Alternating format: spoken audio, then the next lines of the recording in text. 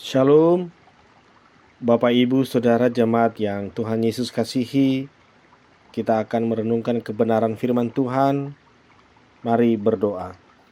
Bapa di sorga, kami bersyukur untuk kesempatan yang Engkau berikan menerima, mendengar, merenungkan kebenaran firman Tuhan. Urapi kami semua agar mampu mempedomani firman-Mu. Dalam nama Tuhan Yesus kami berdoa. Amin. Yohanes 7 ayat 14 sampai 24. Saya membaca ayat 24.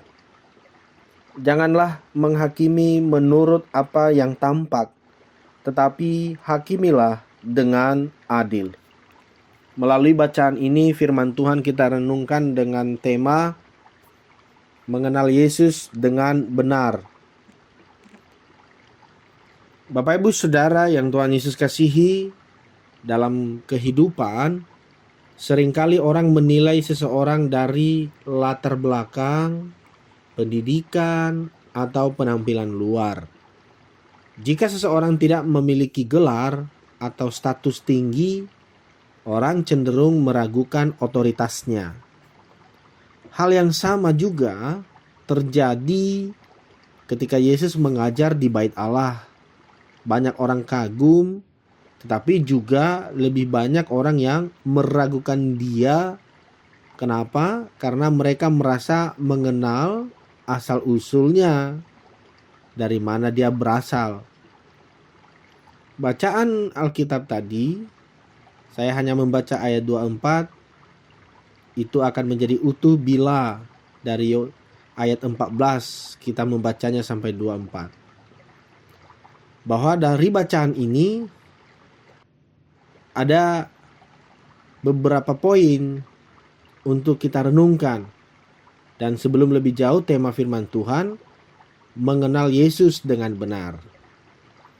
Berdasarkan bacaan Yohanes 7 ayat 14 sampai 24, sekalipun hanya ayat 24 yang saya baca, kita menemukan atau bacaan ini menunjukkan kepada kita bagaimana mengenal Yesus dengan benar.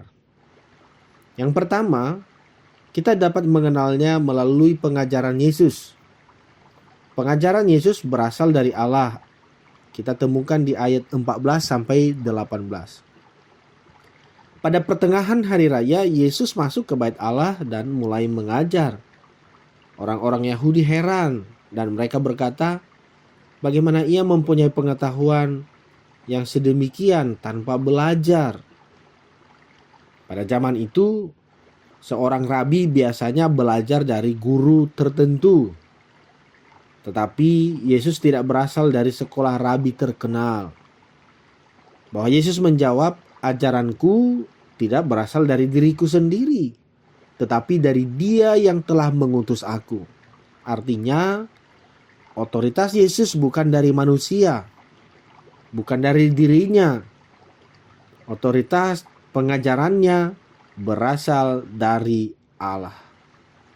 Yesus juga berkata bahwa orang yang ingin melakukan kehendak Allah akan mengetahui bahwa pengajarannya berasal dari Allah. Ini tentu penting bagi kita untuk memahami kebenaran Tuhan, bahwa tidak cukup hanya pengetahuan, tetapi hati yang mau taat. Seringkali orang tidak mengerti firman Tuhan bukan karena kurang pintar, tapi karena tidak mau tunduk kepada kehendak Allah, tidak percaya pada otoritasnya. Itu poin yang pertama. Poin yang kedua, Yesus menyingkapkan kemunafikan manusia. Ayat 19 sampai 24. Pada bagian ini, ayat 19 sampai 24, kita menemukan bahwa Yesus kemudian menegur mereka. Bukankah Musa telah memberikan hukum Taurat kepadamu? Tetapi seorang pun di antara kamu tidak ada yang melakukan hukum Taurat itu. Bapak Ibu Saudara jemaat yang Tuhan Yesus kasihi, kita melihat bahwa orang Yahudi. Ya. Mereka bangga memiliki Torah atau hukum Taurat, tetapi tidak hidup menurut itu. Yesus juga mengingatkan mereka tentang kemarahan mereka karena ia menyembuhkan orang pada hari Sabat. Itu di pasal 5, Yohanes pasal 5. Ironinya, mereka melakukan sunat pada hari Sabat, padahal harusnya tidak boleh. Tetapi mereka marah ketika Yesus menyembuhkan seseorang sepenuhnya, ya, pada hari Sabat. Kan ini tidak pas. Sekali lagi, mereka melakukan sunat pada hari Sabat, tapi ketika Yesus menyembuhkan orang, di mana takaran kesembuhan itu lebih besar dibanding sunat, gitu ya. Kesembuhan itu kalau bisa saat ini, kenapa harus menunggu? Kenapa harus lama menunda? Kalau sunat kan bisa, kalau tidak bisa hari Sabat berarti besoknya atau di hari lain. Sementara yang namanya kesembuhan itu kerinduan siapapun, bila perlu pada detik ini sembuh dari segala sakit penyakit. Yesus berkata, janganlah menghakimi menurut apa yang nampak, tetapi hakimilah dengan adil. Apa yang dapat kita maknai dari bagian ini? Bahwa seringkali manusia cepat menghakimi, tetapi tidak melihat kebenaran secara utuh. Tuhan memanggil kita untuk menilai dengan kebenaran, bukan dengan prasangka. Melalui 2 poin ini, kiranya dapat membantu kita untuk mengenal Yesus dengan benar. Bahwa Dia, pengajarannya bukan berasal dari manusia, bukan berasal dari dirinya, melainkan berasal dari Allah. Sehingga layaklah untuk kita terima pengajarannya, yaitu firman Allah. Dan yang kedua, kiranya kita dapat lebih mengenal Yesus dengan benar, bagaimana Dia menyingkapkan kemunafikan manusia. Jauhlah kiranya kemunafikan dari diri kita, biarlah kita menjadi anaknya yang sungguh taat kepada perintah firman-Nya. Tuhan menolong saudara, kita berdoa. Bapa di sorga, terima kasih untuk firman-Mu.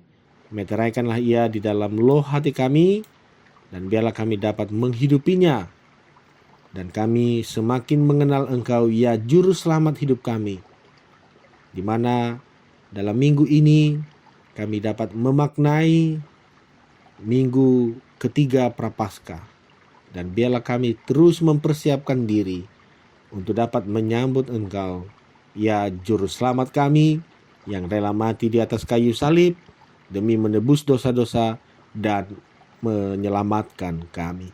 Terpujilah Engkau Bapa di sorga, kiranya Engkau menyertai setiap kami jemaat-Mu dimanapun berada beraktivitas di hari ini. Semua yang dikerjakan tangan kami Tuhan buat berhasil. Yang sakit disembuhkan, yang berbeban berat dilegakan. Segala pergumulan hidup rumah tangga, Tuhan yang menganugerahkan damai sejahtera. Terpujilah Engkau ya Allah kami yang hidup. Dalam nama Tuhan Yesus kami berdoa dan mengucap syukur. Amin.